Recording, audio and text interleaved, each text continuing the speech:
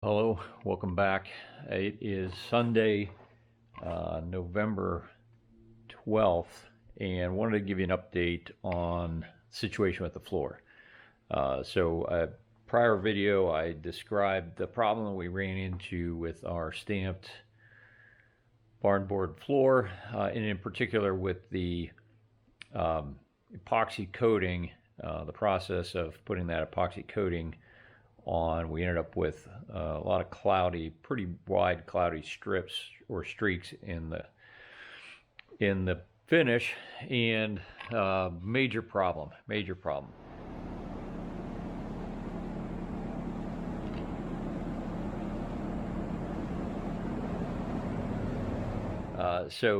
Greg Martin, who's really good, very good at concrete. Um, uh, he was sort of at a loss. The provider of the material was kind of at a loss for what to do. And after some trial and error, they discovered that with acetone, so soaking the epoxy with acetone and then pressure washing, he was able to strip that surface and take it back down to the bare concrete, and essentially start over with the finish. So I'm going to show you. So the original was a little over a month ago. I think it was October 5th when he put the original finish down, and then we found that cloudiness.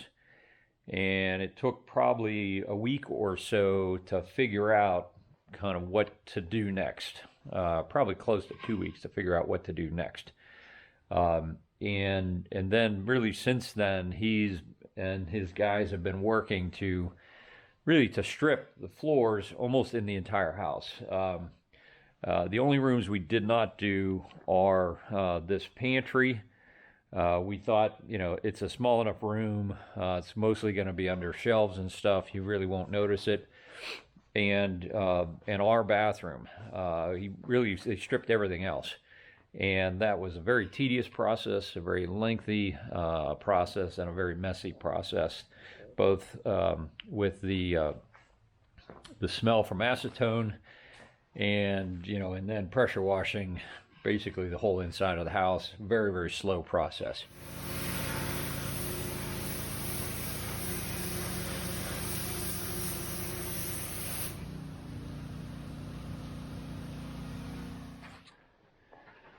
So here's the part of the floor where he's been stripping it.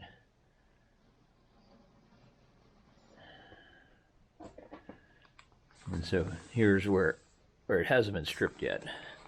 And there you can really kind of see the cloudiness along that edge.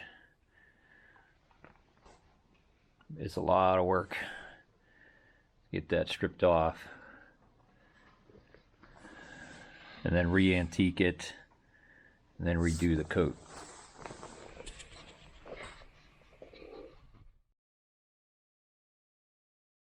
This is the floor that has been stripped and antiqued but not yet epoxied. And this is the floor after it's been epoxied.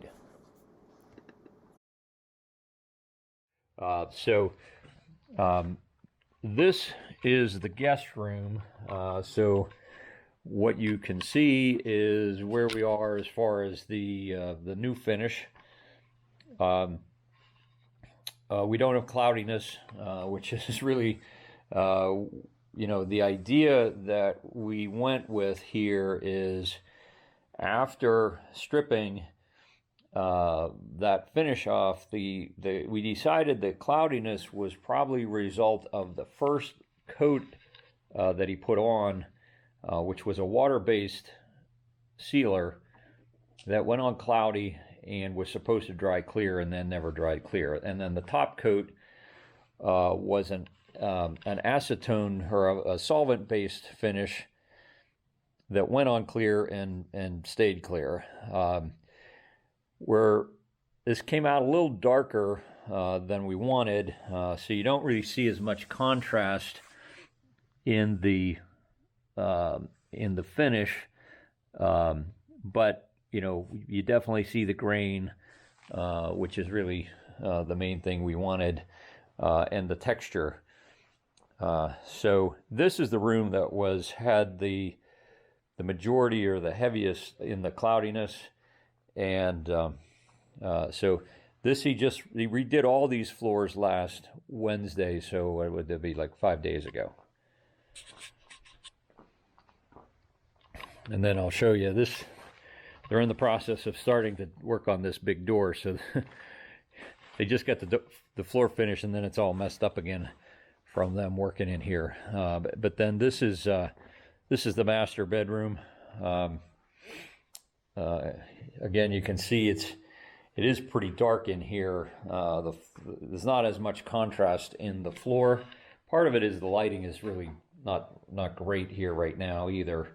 But again, we don't have the cloudiness that we had before, which was primarily along the seams.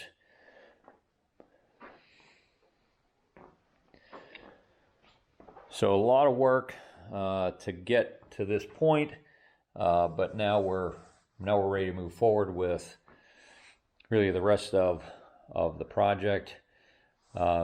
So the next step here is work on this door. So they got the threshold down, and then this we get that door in the next couple days. Weather's supposed to be great. Back here in this corner is going to be a pocket. So when that door, it's a telescoping door. So when the door is open, it will all slide back into this pocket. So it's 18 feet wide, and there are 4 glass door panels, and then there are also 4 screen panels. And it's all, you can, if you want it all open, you can open it all, the whole wall up, and it'll all slide back into that pocket. This will be the kitchen. So they haven't done anything more here in the last couple weeks because they've been focusing on the floor.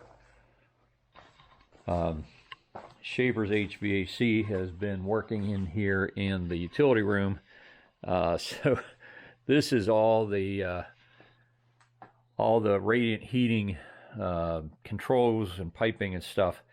So our main feed comes over from the house, or from the barn. This is the main feed that comes over, and then goes through all of this Rube Goldberg type stuff to feed out into the floor. We have 3 heat zones with the boiler, and then we're also going to have a preheat for the hot water tank. So the domestic hot water is going to be, there's going to be a tank here, and we'll get some preheating from the boiler on that. But 3 zones. So the guest room side is on one zone. This kitchen great room is one zone, and then the master side is another heat zone. And all the ductwork is complete up above. So again, we have a air conditioning heat pump unit up above. We have we have 2 zones for that. We have an ERV, so energy recovery ventilation coming in. We have a whole house, the dehumidifier, and all the ductwork associated with that. So that's all in. There's also vents for the dryer and the showers that go out to, out through the outside wall. There's a vent for the range hood that's going to go up, and it'll go out through the outside wall. So that ductwork is all in and ready to go. Couple like control units that need to be added just to make it all work right, but right now we have heat in here, air conditioning if we want it, but right now it's heat. So we have both heat from the radiant coming through the floor, as well as through the heat pump if we want that. We were using that 2 weeks ago, but we're down to really just using the radiant heat right now, and it's keeping it pretty comfortable even with this plastic over that back door. So once we get that wall finished up, that's going to make a huge difference to keep it much more comfortable in here. The kitchen and bath installer has been here also working in the showers. So this is the shower in the master. So he's got the, the main tile is in, it's not grouted. There's also going to be an accent tile that runs through here. But got this bath or this shower tiled, and he's been working on the other shower. And then, last week we told him not to come because they were going to work on the floor. So we're hoping they're going to be back this week sometime to start back up in the showers and then move on. We're going to have a wood stove here, so we got tile that's going to go around there. And then there will be, that same group will be doing the install for the kitchen. So there'll be cabinetry and appliances along this wall, and then there'll be an island, pretty big island here with a sink and a dishwasher and a microwave. All of that stuff's in the island. So I'll give you an update. Lots of stress over the floor. Glad we got a solution. It's not quite the color we wanted, but it's really close. The texture is exactly what we wanted. We got a good hard finish on it.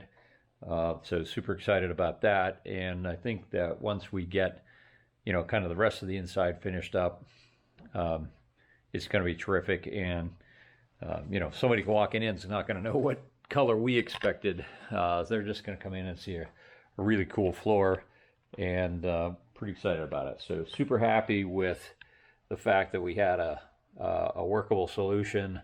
It set us back probably a month with that work, but that's behind us now, and we can move on. Weather's terrific, so hopefully we can get this door wrapped up and then move on with finishing in the kitchen, or finishing inside. So finish the shiplap, ceiling's up.